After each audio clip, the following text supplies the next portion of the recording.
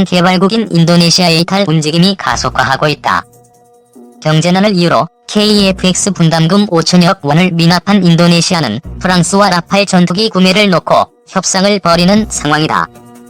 프랑스 정부도 인도네시아가 라팔 구매를 위해 협상을 진행 중이라는 사실을 확인하면서 늦어도 내년 초에는 라팔 계약을 포함한 양국 간 포괄적 방산 협력 협정이 윤곽을 드러날 가능성도 제기된다. 라팔보다 더 늦은 시점에 개발에 들어간 KF-X가 라팔에 밀려날 위기에 놓인 것이다. 스텔스 성능도 항공무장 탑재 능력도 제대로 갖추지 못한 채 개발을 진행한 결과다. 로이터 통신을 비롯한 외신에 따르면 플로랑스 파를리 프랑스 국방부 장관은 4일 현지 TV 인터뷰에서 인도네시아가 프랑스 다쏘 전투기 구매 협상을 벌이고 있다며 아직 서명은 하지 않았으나 많은 작업을 수행했고 거래도 잘 진행됐다고 말했다. 협상에 포함된 라팔 판매 규모는 36대로 알려졌으나 일각에서는 48대라는 주장도 나오고 있다. 플로랑스 파를리 프랑스 국방부 장관 라팔의 인도네시아 판매와 관련 전면에 나서고 있다. 위키피디아 라팔 제작사인 다쏘는 수년 전부터 인도네시아 자카르타를 중심으로 라팔 판촉 활동을 지속해온 것으로 알려졌다. 프랑스 경제 전문 매체 라트리뷰는 인도네시아가 양국 간 방산 협력 협정의 일부로 라팔 구매를 신속히 마무리하려 한다고 전했다.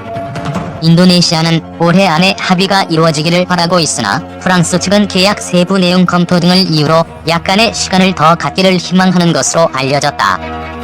이와 관련해 파를리 장관은 지난달 26일 프라보와 수비안토 인도네시아 국방부 장관과 통화를 했다. 두 장관은 지난 1월과 10월에 회담을 갖고 양국 간 방산 협력 방안을 논의했다. 수비안토 장관은 미국, 오스트리아 등을 방문해 전투기 구매 등을 타진한 바 있다.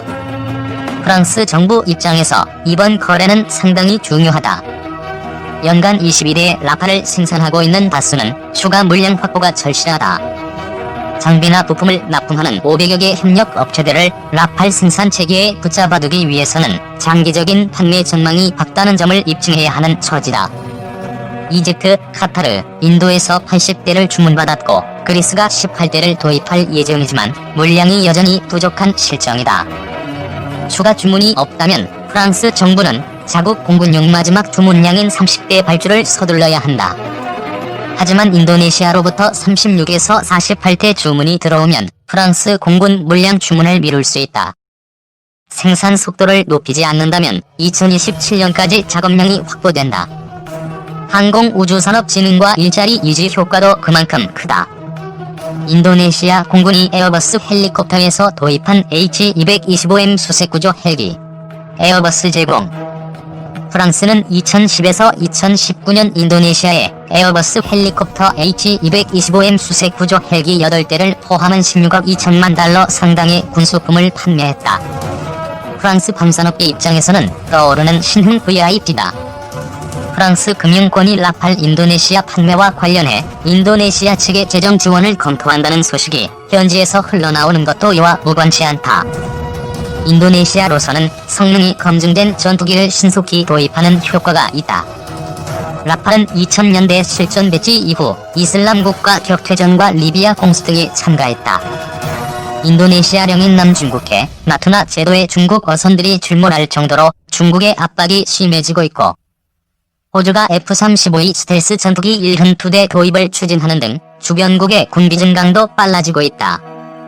인도네시아 공군의 F-16 전투기 위키피디아 반면 인도네시아는 F-16과 Su-30 정도만 운용하는 상태다.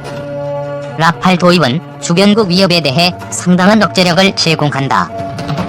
특히 미티어 공대공 미사일과 스칼프 장거리 공대지 미사일을 탑재한다면 전략적 억제력도 한층 강화될 것으로 보인다. 이 같은 상황이 벌어지는 것은 F-35가 세계 전투기 시장 소유를 완전히 장악하지 못하는 데 따른 결과다. F-35가 처음 등장했을 때 서방 국가들은 F-16 수준의 신뢰성을 가지면서도 성능은 더 우수하고 비용도 저렴할 것으로 기대했다.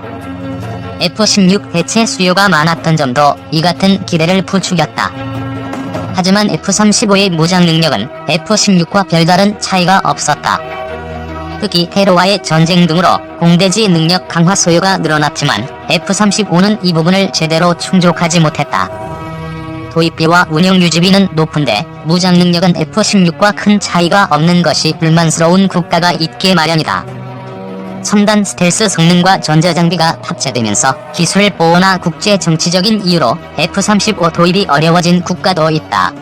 틈새 시장이 열린 셈이다. 로키드 마틴이 인도네시아 공군 도색을 적용해 공개한 인도네시아 공군용 F-16V 상승도 로키드 마틴 제공. F-16V와 라팔은 이 같은 틈새 시장을 잘 파고들고 있다. 전 세계에 4천여 대가 판매된 F-16을 개량한 F-16V는 다기능 이상 배열 레이더와 최신 임무 컴퓨터 등을 탑재했으며 기체 수명도 기존보다 50% 늘어났으며 무장 탑재량도 많아졌다. 대만과 슬로바키아 등이 F-16V를 도입하기로 했고 인도네시아도 24대 도입이 거론되고 있다. 한국도 이와 유사한 수준의 KF-16 성능 개량 작업을 진행 중이다. 라팔은 F-16보다 고성능을 원하나 F-35 도입은 어려운 국가를 중심으로 주목을 받는 모양새다. 라팔 도입국인 인도, 카타르, 이집트는 기존보다 강한 전략적 억제력을 지닌 기체를 원했다. 라팔은 스칼프, 미티어 미사일을 통해 장거리 타격력을 확보했다. 1980년대 개발 당시부터 동체와 날개 대부분을 복합 재료로 만들고 레이더 흡수 재료를 사용해 스텔스 기능을 갖췄다. 프랑스 항공산업 기술의 집약체라는 점에서 기술 이전도 미국보다 쉽다. 프랑스 공군 라팔 전투기가 연기를 내뿜으며 비행하고 있다. 다수 제공. F-16V와 라팔은 공교롭게도 인도네시아에서 함께 거론된 기체다. 반면 KF-X는 분담금 미납 문제조차 해결되지 못한 상태다. 2010년대 중반 개발에 착수한 기체가 1970에서 1980년대 개발된 전투기에 밀리는 상황이 발생한 것이다. 빈약한 무장 때문이다. KF-X에 탑재되는 항공무장 중에서 눈에 띄는 것은 미테어 공대공 미사일 뿐이다. 재래식 항공폭탄과 합동정밀 직격탄, 한국형 정밀유도 폭탄이 추가되는데 KF-16보다 못한 수준이다. 다기능 이상 배열 레이더를 포함한 전자장비는 개발 중인 상태다. 전투기를 구매할 때는 탑재 무장과 전자장비를 함께 검토하고 의사결정을 내린다. 라팔과 타이푼, SU-30, KF-16을 검토해본 인도네시아가 KF-X 무장과 전자장비 패키지를 살펴보고 어떤 결정을 내릴지 예측하는 것은 어렵지 않다. 특히 프랑스는 인도네시아가 만족할 만한 기술 이전과 산업협력을 제한할 능력을 갖췄다. 러시아는 자국의 영향력 강화를 위해 함유를 포함한 현물 거래도 기꺼이 응할 가능성이 있다. 경남 사천 한국항공우주산업 공장에서 조립 중인 KF-X CJ 1호기. 세계일보 자료사진. 일각에서는 지금이라도 KF-X의 무장 능력을 강화해야 한다고 지적한다. 기술 이전이나 금융 지원도 어렵다면 KF-X 성능 강화를 통해 인도네시아의 이탈을 막고 세계 전투기 시장에서 지분 확보를 서둘러야 한다는 것이다. KF-X는 공대공 능력은 미티어 미사일을 통해 확보했지만 장거리 공대지 능력은 2028년 개발된 국산 장거리 공대지 미사일을 쓴다.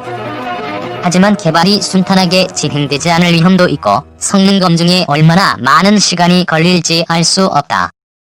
공군이 현재 쓰고 있는 타우러스 미사일이나 개량형인 타우러스 K1을 장착하는 방안을 추진한다면 전략적 억제력 강화 효과를 얻을 수 있다.